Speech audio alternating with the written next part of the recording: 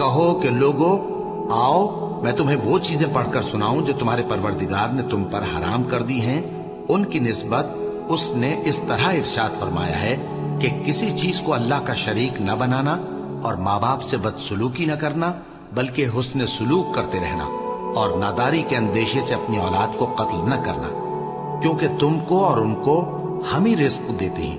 اور بے حیائی کے کام ظاہر ہوں یا پوشیدہ ان کے پاس نہ پھٹکنا،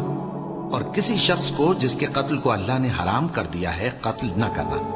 مگر جائز طور پر، یعنی جس کا شریعت حکم دے۔